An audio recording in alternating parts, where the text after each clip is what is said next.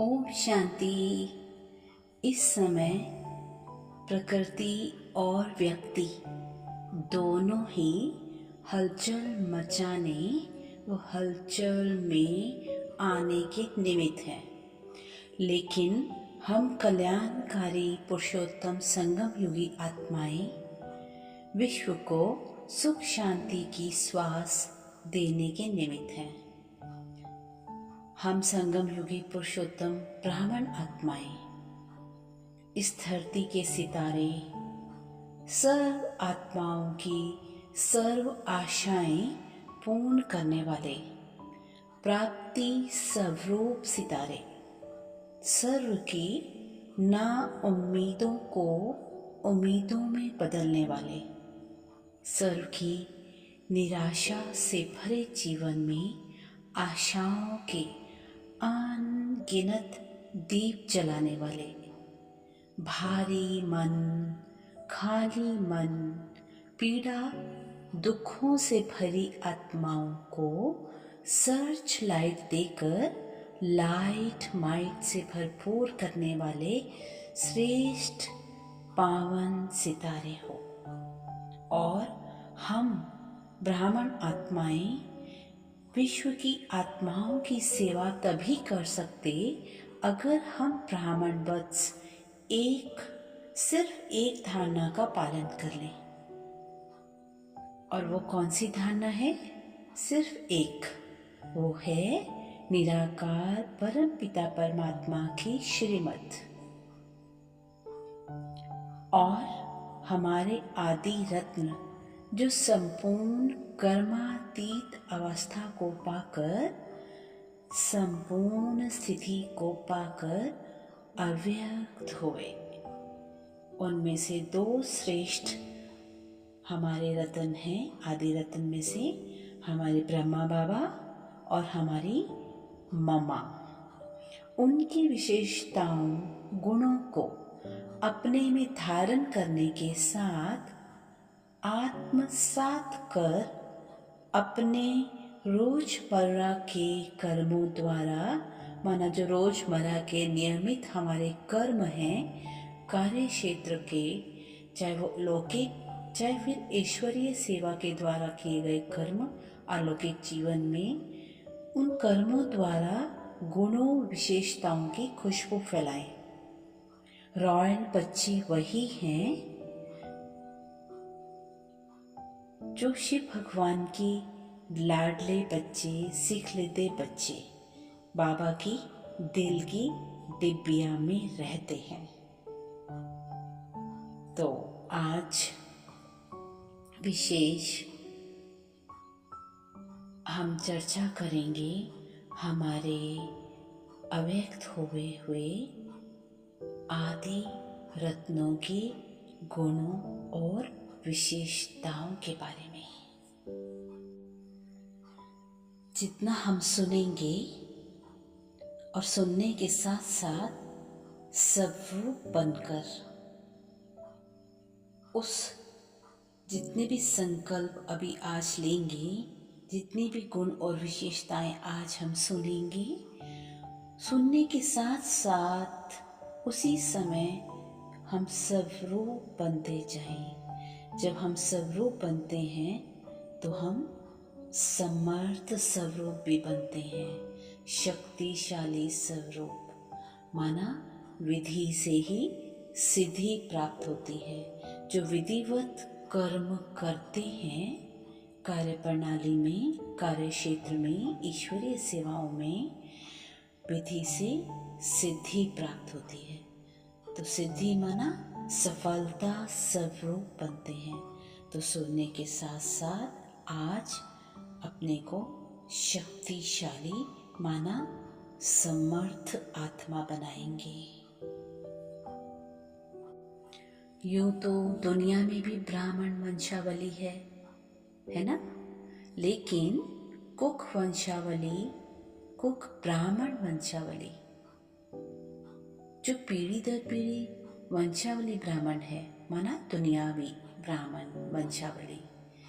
लेकिन इस अध्यात्म जगत में हम ब्राह्मण ब्रह्मा के कमल मुख वंशावली ब्राह्मण हैं, जो ब्रह्मा के कमल मुख द्वारा जन्म लेते हैं, जो निराकार परमात्मा शिव की सर्वश्रेष्ठ अद्भुत प्रथम श्रेष्ठ रचना है। हमारा द्विज ब्राह्मण जन्म मरजीवा जन्म ही हमें ब्राह्मण बनाता है। तभी हम ब्राह्मण अद्भुत, न्यारे और प्यारे हैं। बाकी दुनिया में ब्राह्मणों की भेंट में क्यों?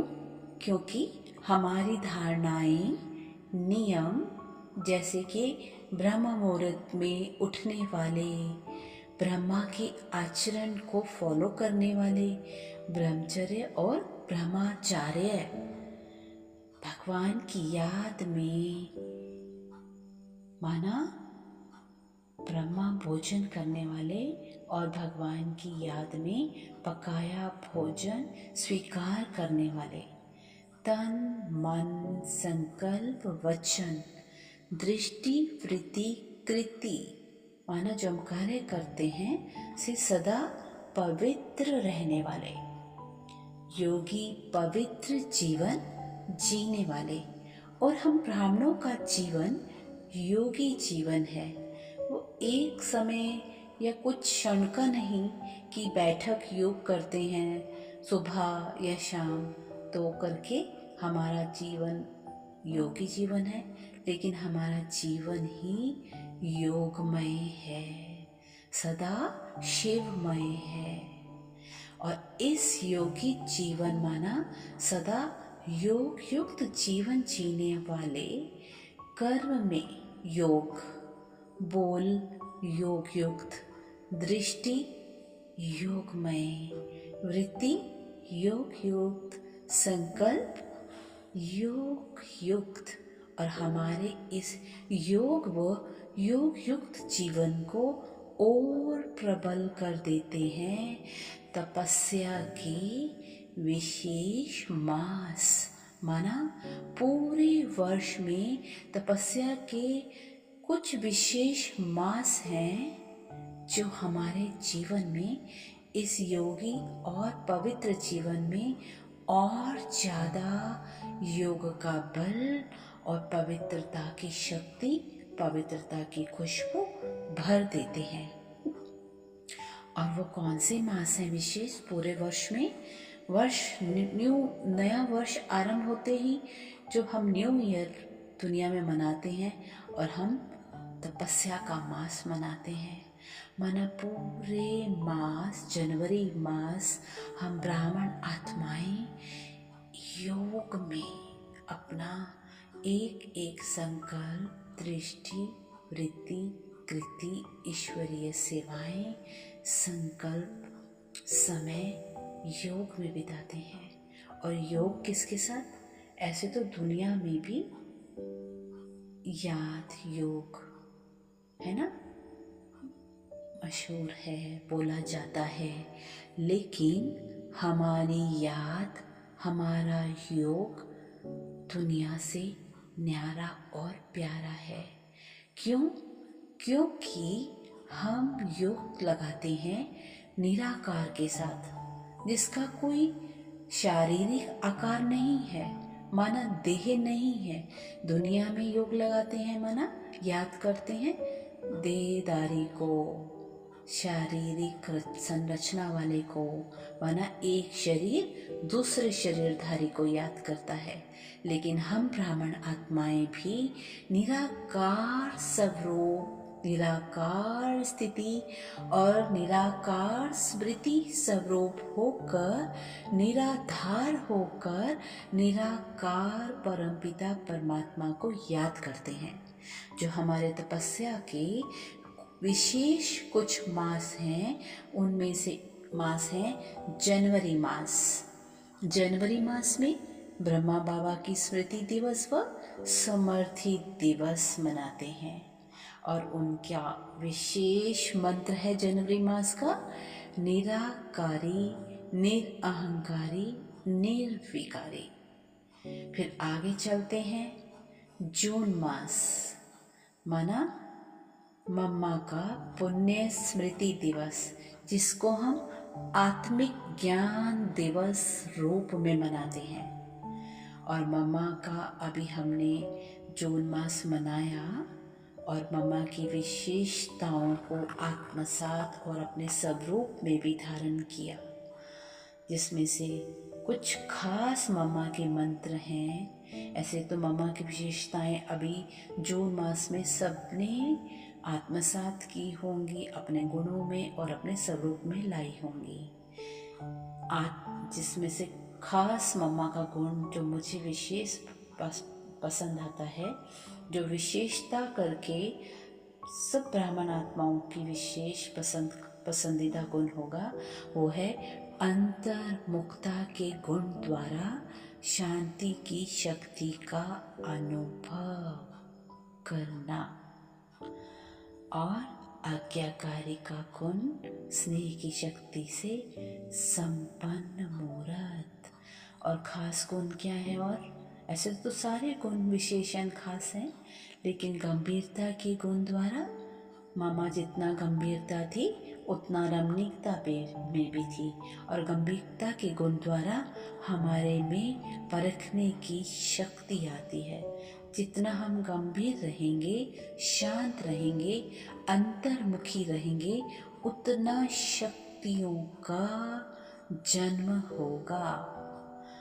और मम्मा का गुण निरअहंकारिता के गुण द्वारा नम्रता की शक्ति से संपन्न। मम्मा में बहुत ज़्यादा निरअहंकारिता का गुण कूट कूट के भरा हुआ था। और गुण नियमितता माना पंक्चुअलिटी, डिसिप्लिन के गुण द्वारा दृढ़ता की शक्ति से संपन्न थी मम्मा।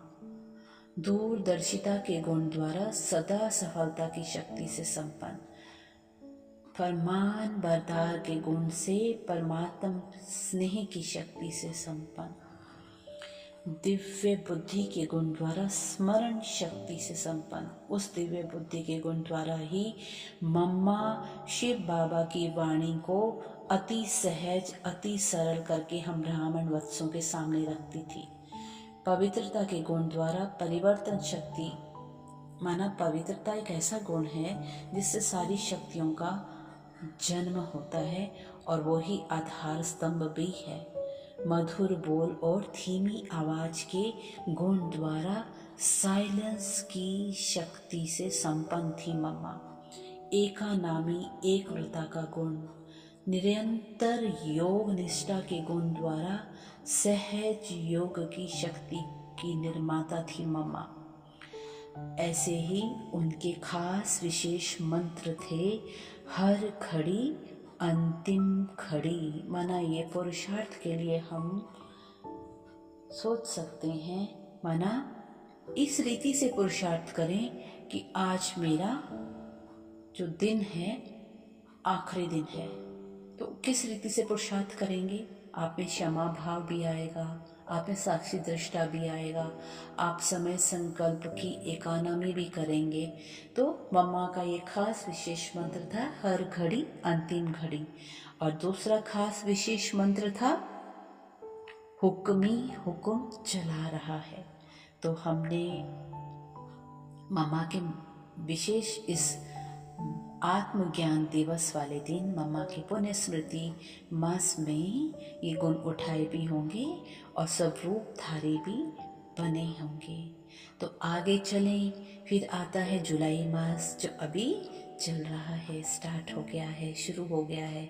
तो जुलाई मास हमें सबकी मीठी मीठी दीदी, यज्ञ की आधार स्तंभ मनमोहिनी दीदी जी की स्मृति मास की स्मृति दिलाता है। तो मम्मा के बाद जो जुलाई मास आता है वो मीठी मीठी दीदी के लिए यज्ञ की आधार स्तंभ दीदी मनमोहिनी जी का स्मृति मास है। दीदी भी सब गुणों व शक्तियों से संपन्न थी और स्वरूप थी। तो हम भी आज उन्हीं के गुण और विशेषताओं को सुनकर आत्मसात भी करेंगे और जो सुनेंगे, सुनने के साथ साथ अपने इस मास में उसका स्वरूप बनेंगे और उनके गुणों और विशेषताओं को अपने जीवन में लाकर उन गुणों और विशेषताओं की विशेष खुशबू फैलाएंगे। तो जुलाई मास में विशेष सभी को लक्ष्य रखना है तपस्या का, मन और मुख का मौन। जब हम मन और मुख का मौन रखते हैं और जब हम तपस्या में बैठते हैं, गहन तपस्या में, विशेष बैठक तपस्या में, जब तपस्या में बैठते हैं तो तन का भी मौन हो, मन का भी मौन हो, मुख का भी मौन हो, संकल्पों का भी मौन हो और विशेष दृष्टि का भी मौन हो। अभी कभी सभी बोलते हैं कि दीदी दृष्टि का मौन कैसे होता है। माना बाबा पर आपकी दृष्टि एक रस, एक टिक टिकी रहे। अभी क्या करते हैं ब्राह्मण आत्माएं, योग में तो बैठते हैं, गहन योग में भी बैठते हैं, लेकिन परंतु कभी इधर फिर इधर, कोई आना, किसी का जाना, किसी की हलचल को भी देखते हैं। तो अभी ये सब ना देखते हुए, जैसे हम मन को मौन में बिठाएंगे, मुख को मौन में बिठाएंगे, तन को मौन में बिठाएंगे, बुद्धि को भी मौन में बिठाएंगे, ऐसे ही दृष्टि का भी मौन रखेंगे। मन को संकल्प क्या देंगे? जो भी हम स्वमान लेते हैं, जब हम उस स्वमानधारी स्थिति में बैठते हैं तो वो हो गया संकल्पों का मौन, क्योंकि हमने मन को सिर्फ एक संकल्प देके स्टॉप कर दिया, मौन कर दिया। तो आत्मा उसी संकल्प में बैठकर अपनी रूहानी यात्रा में विचरण करती है। तो ऐसे आज हम दृष्टि का भी मौन, दृष्टि कहाँ? बस बाबा के नैनों में समा जाओ। ऐसे नहीं कि हमने पलकें नहीं झुकानी है, बिल्कुल पलकें झुकानी है, अपनी पलकें भी झुका सकते हैं, माना पलकें भी पलक सकते हैं, झपक सकते हैं, लेकिन दृष्टि एकदम बाबा के नैनों पर टिकी रहे। तो आज जब भी कभी योग करेंगे तो दृष्टि बिल्कुल मौन। तो जुलाई मास में दीदी की क्या रही थी विशेष मंत्र? तो जुलाई मास हमें याद दिलाता है यज्ञ की आधार स्तंभ दीदी मनमोहिनी जी की स्मृति मास की। तो उनका विशेष मंत्र था लव और लॉ का बैलेंस। अब घर जाना है। तो अभी तो स्थितियाँ, परिस्थितियाँ, प्रकृति सभी इशारा दे रहे हैं कि अब ये दुनिया, ये संबंध, व्यक्ति, साधन कोई रहने लायक नहीं रहे। क्योंकि आज अगर कोई चीज, कोई वस्तु, कोई व्यक्ति, कोई देहधारी, कोई संबंध, कोई रिश्ता सुख देता है तो अगले ही पल वो दुख में कब परिवर्तित हो जाता है क्षण भी नहीं लगता। तो हमें अपनी साधना पर और जो भी ज्ञान में हमारे को विशेष बिंदु पॉइंट मिलते हैं और जो हमारे आदि रत्न होकर गए और जो भी आधार स्तंभ आत्माएं हैं, उनके जीवन के गुणों और विशेषताओं को अपने में आत्मसात कर उनका स्वरूप बनना है, सिर्फ सुनना नहीं है।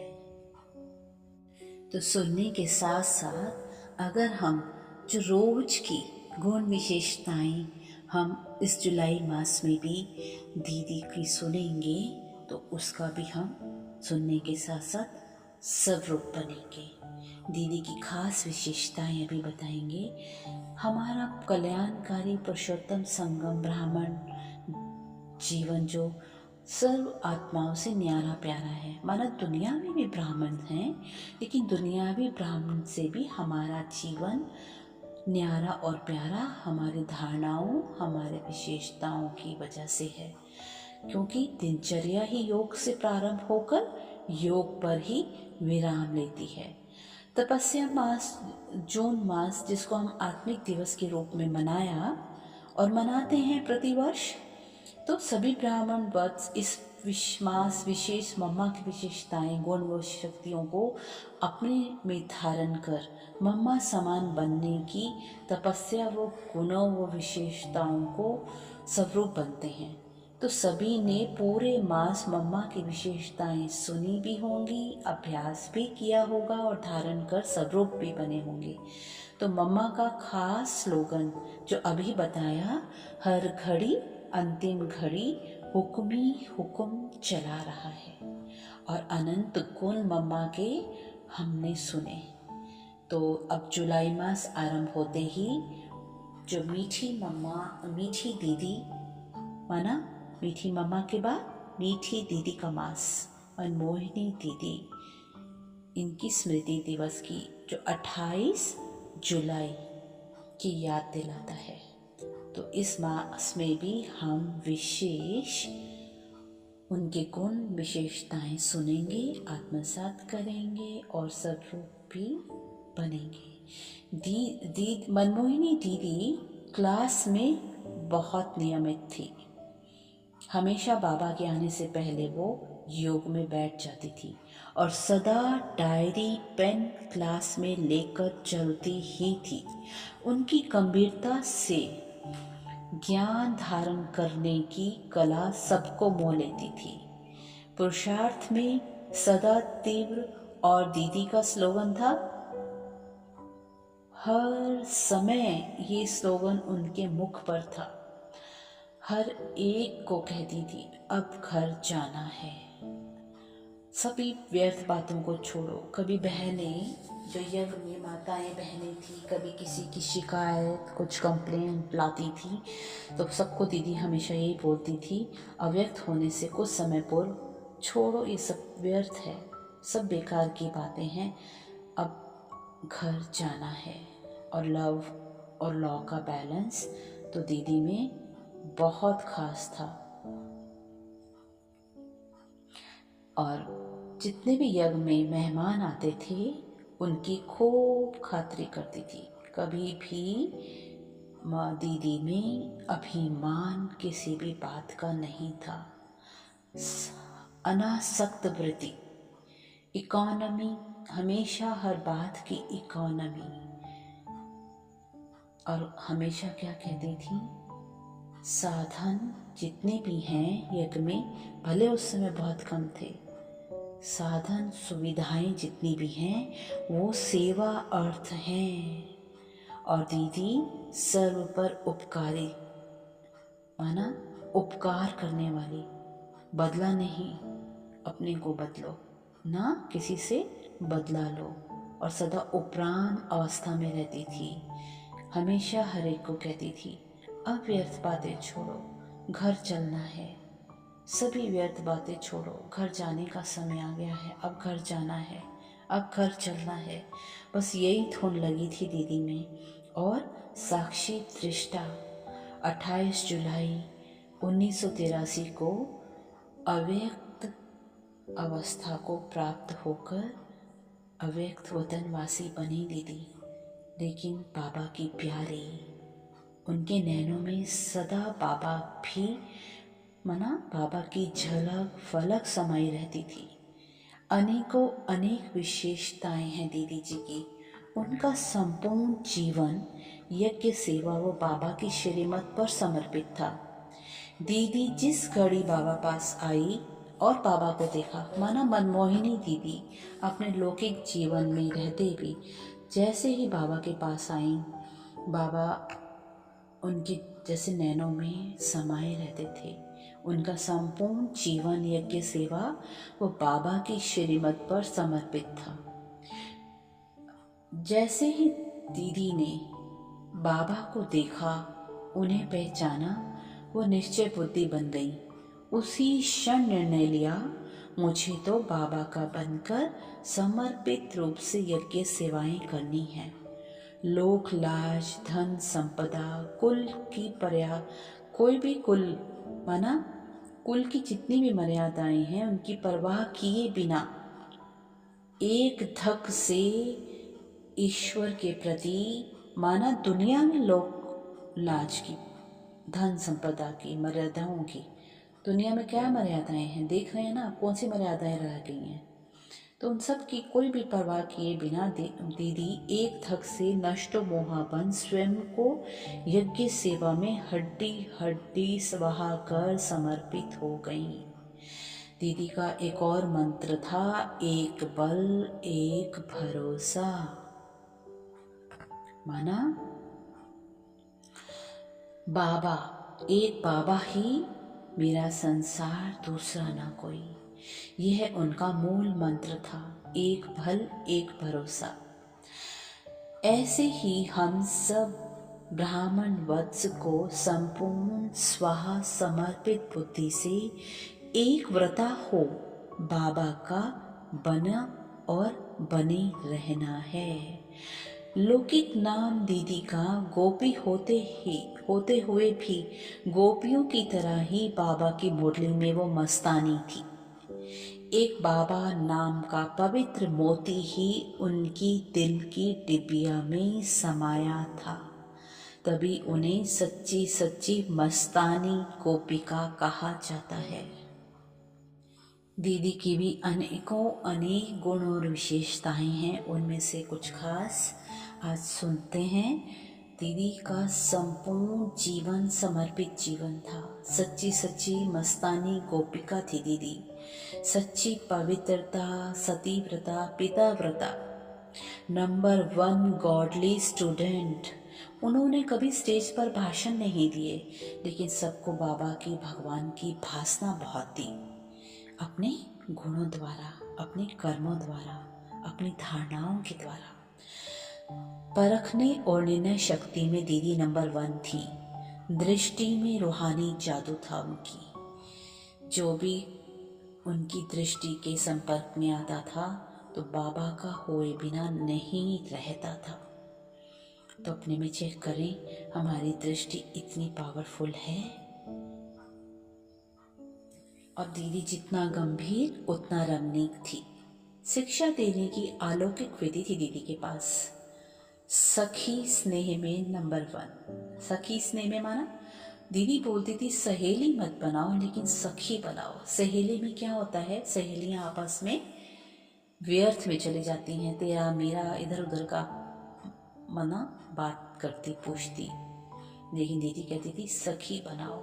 सखी में क्या है, सिर्फ ज्ञान की चिट चैट और लेन देन। सदा निर्भय, निडर और निश्चिंत। सच्चाई सफाई की प्रतिमूर्ति। बालक और मालिक का बैलेंस दीदी में कोट कोट कर भरा हुआ था। यज्ञ रक्षक और यज्ञ सेवाधारी। सफल करने और कराने में दीदी नंबर 1 थी। लव और लॉ का बैलेंस दीदी में बहुत था। मर्यादा पुरुषोत्तम स्थिति। ऑल राउंड एक्यूरेट अलर्ट दीदी ऑलवेज रहती थी। सम्मानधारी और सम्मानदाता। योगी और कर्म योगी जीवन का बैलेंस। बेहद की दृष्टि और बेहद का दृष्टिकोण। निमित्त और निर्माण माना कंस्ट्रक्शन क्वालिटी। फ्राक दिल के साथ एकानामी की अवतार थी दीदी। अपकारी पर भी उपकार की भावना। कथनी और करनी और रहनी दीदी की समान थी। सदा श्रीमत पर अडिग सारे यज्ञ की जिम्मेवारी निभाती थी। उसमें भी फिर भी डबल लाइट रहती थी। एकाग्र वृत्ति के साथ सिद्धि स्वरूप संकल्प रहते थे दीदी के। देह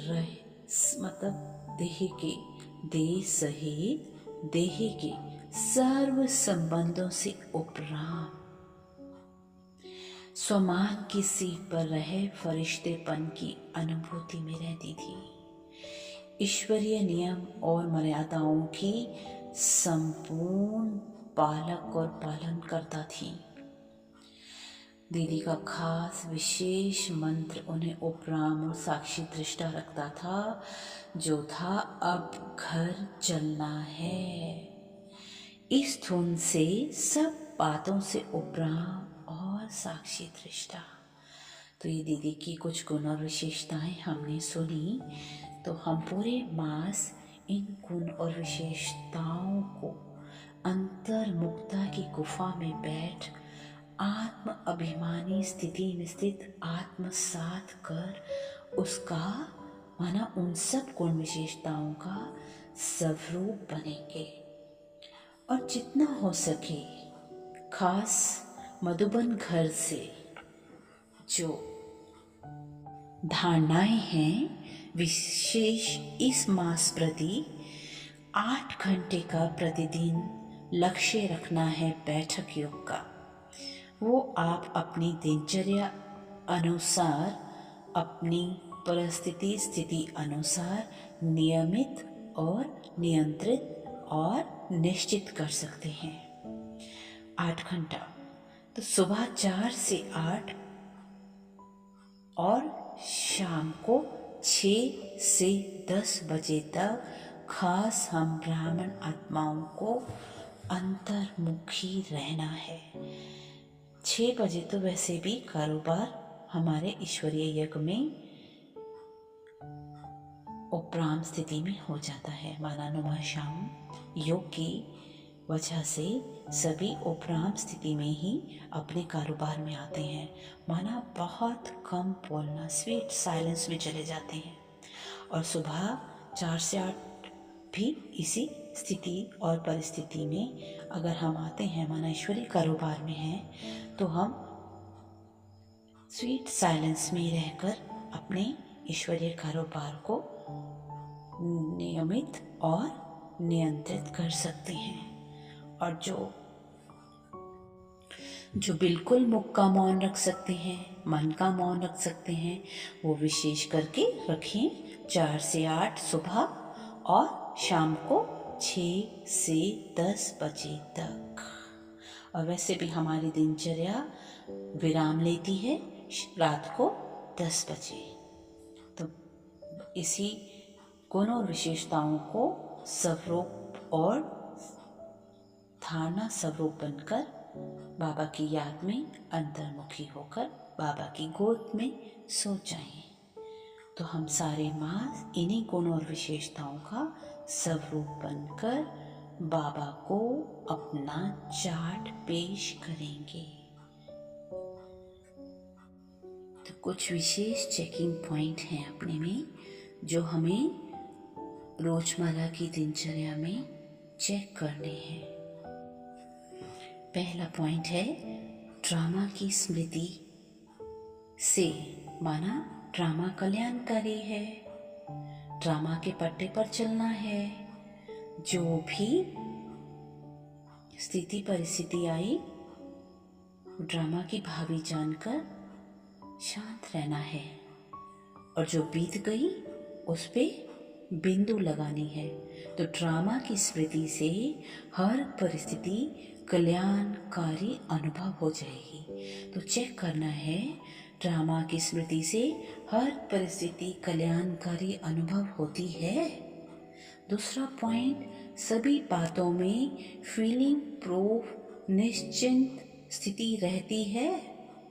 तीसरा पॉइंट, सत्य ज्ञान की निशानी, माना जो सत्य ईश्वरीय ज्ञान हमें मिल रहा है, सत्य ज्ञान की निशानी ईश्वरीय स्नेह और खुशी का स्वयं में अनुभव होता है। चौथा पॉइंट, ज्ञान स्वरूप स्थिति में रहे पर चिंतन पर दर्शन से परे स्वचिंतन में रहते हैं।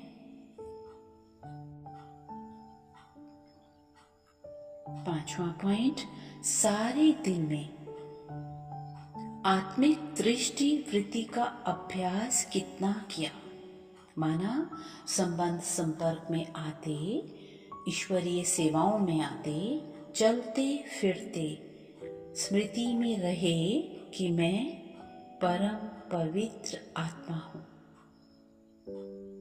तो आत्मिक दृष्टि पक्की हो जाएगी।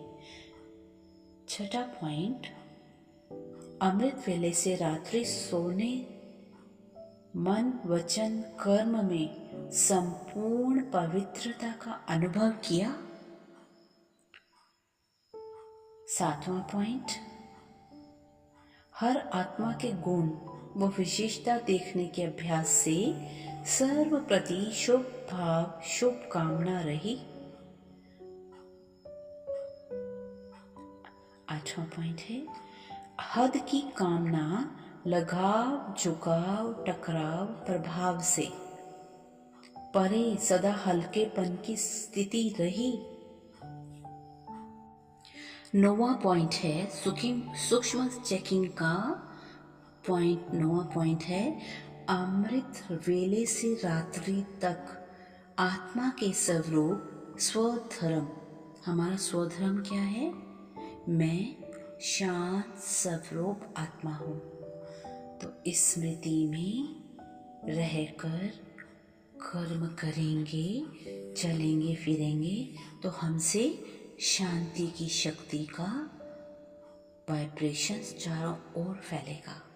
तो अमृत वेले से रात्रि तक आत्मा के स्वरूप स्वधर्म की स्मृति रही। 10वां पॉइंट है, कार्य व्यवहार में आते हलचल के समय भी मन शांत रहा। माना कार्य व्यवहार माना ईश्वरीय सेवाएं करते कभी ऐसी आत्माएं भी आती हैं जिनसे हमारा संस्कार नहीं मिलता, संस्कार टकराव की संभावना रहती है, या कभी हलचल में आकर ईश्वरीय सेवाएं करते हैं तो नुकसान हो जाता है, ये विघन है। तो उस समय भी अगर हमारा मन शांत रहा तो बाबा चाहते हैं हमारा मन शांत रहे, शांति और खुशी ना नष्ट हो। 11वां पॉइंट है, ट्रैफिक कंट्रोल के समय शांति का दान देने का अभ्यास किया। माना हर आत्माओं को उस समय शांति की देवी हूँ, शांति का देव हूँ, सबको शांति की शक्ति का दान माना सहयोग देना है। हर आत्माओं को मैं शांति की शक्ति से भरपूर कर रही हूँ। चारों ओर शांति की शक्तियाँ वाइब्रेशंस मुझसे फैल, प्रकृति, मनुष्य, जीव जंतु, पशु पक्षी, क्रीचर्स सभी शांत हो रहे हैं। तो ट्रैफिक कंट्रोल के समय शांति का दान देने का अभ्यास किया। 12वां पॉइंट है, सारे दिन में अंतर्मुखी एकांत और मन की एकाग्रता कितनी रही। माना अंतर्मुखी रहे, मन की गुफा में जाकर कितना बैठे, एकांत माना भीड़ में रहते भी एक के अंत में कितना समय बैठे, और मन एकाग्र सिर्फ मैं बिंदु और बाबा बिंदु पर कितना एकाग्र रहा। 13वां पॉइंट है, हर एक आत्मा के प्रति शुभ भावना, अपनेपन की भावना कितनी रही। 14वां पॉइंट है, हर आत्मा की विशेषता को जान उन्हें आगे बढ़ने का और बढ़ाने का कितना सहयोग दिया। देखो कमियां तो सब में हैं, हम में भी हैं, मुझ में भी हैं, हर एक में है, लेकिन बाबा ने हमें क्या श्रीमत दी है, हमें सब में विशेषताएं देखनी है। विशेषता का विशेष चश्मा निराकार परमपिता परमात्मा शिव ने हमें दिया है। तो उस अगर चश्मे को, विशेषता के चश्मे को लगाकर सबको देखेंगे आत्मिक दृष्टि से तो सबकी विशेषताएं हमें जरूर नजर आएंगी। ज्यादा ना सही, एक ना एक विशेषता तो बाबा कहते हैं सब में है, तभी तो मैंने सबको चुना है उनकी विशेषताओं के आधार पर, है ना। तो 15वां पॉइंट है, संबंध संपर्क में आते सबको रूहानी प्रेम का, रूहानी प्यार का, रूहानी स्नेह का अनुभव कराया। जितना हम बेहद में रहेंगे ना तो हमारे में रूहानियत और संपर्क में भी रूहानी भाव उत्पन्न होगा, तभी करके सामने वाले को अनुभव रूहानी होगा हमसे, वरना तो हद की भासना आएगी। 16वां पॉइंट है, परमात्मा प्रेम की अनुभूति से संतुष्ट रहे। जब हम एक गहन तपस्या में बैठकर अपने में आत्मसात कर लेंगे ना परमात्मा प्रेम को, विदेही स्थिति में, अशरीरी स्थिति में, एक बिंदु स्वरूप स्थिति में दिलाराम बाप को अपने दिल में बसाकर बस मैं उसकी दिलरुबा हूँ, उसी की दिलरुबा हूँ, तो परमात्मा प्रेम की अनुभूति स्वयं होगी। 17वां पॉइंट है, अपने मन वचन कर्म से सबको सुख दिया। कई बार बाबा व्यक्त और अव्यक्त वाणियों में बोलते हैं, चलो दुख नहीं दिया ब्राह्मण आत्माओं ने किसी को, लेकिन सुख दिया, कितना सुख दिया। तो ये अपने में सूक्ष्म बिंदु चेकिंग पॉइंट पर ध्यान रखना है। 18वां पॉइंट है, सभी प्रश्नों से परे प्रसन्न चित्त और संतुष्ट रहे। बाबा बोलते हैं प्रसन्न चित्त तो बहुत रहते हैं, पर प्रश्न माना क्वेश्चन बैंक, लेकिन बाबा ने बोला सभी प्रश्नों से परे प्रसन्न चित्त, कितना प्रसन्न रहे और संतुष्ट रहे। प्रसन्न तो रहे लेकिन संतुष्ट नहीं रहे तो भी ठीक नहीं, तो ये अपने में चेकिंग करनी है। 19वां पॉइंट है, अतीन्द्रिय सुख का अनुभव कितना रहा। पूरे दिन में अतीन्द्रिय सुख का अनुभव कितना रहा। 20वां पॉइंट है, इंद्रिय सुख की आकर्षण से मुक्त रहे। जब हम इंद्रिय सुख की आकर्षणों से मुक्त रहेंगे, इंद्रिय सुख क्या है, जैसे फॉर एग्जाम्पल जीव का सुख, जीवा होती है ना हमारी, अनेक अनेक तरह के व्यंजन खाने की शौकीन होती है, उससे हमें टेस्ट आता है, कभी मीठे का, कभी नमकीन का, कभी खट्टे का, है ना, ये है इंद्रिय सुख। तो हम इस प्रकार के, ठीक है, जो मिल गया हमारे ब्रह्मा भोजन में, हमारे यज्ञ में, बाबा को स्वीकार कराने के बाद उसको स्वीकार किया, संतुष्ट रहे, खुश रहे, माना इंद्रिय सुखों से परे रहे। अगर सोने में, माना हम निद्रा के लिए गए हैं, बिस्तर में कोई ऊपर नीचे है, माना बिस्तर आरामदायक नहीं है ना, समझ लो फॉर एग्जाम्पल, तो भी संतुष्ट होकर सो गए, तो माना इंद्रिय सुख से परे रहे। तो इस प्रकार के इंद्रिय सुख की आकर्षण से हम कितना मुक्त रहे, तो इसकी सूक्ष्म चेकिंग करके बाबा को ये सूक्ष्म चेकिंग का चार्ट देना है।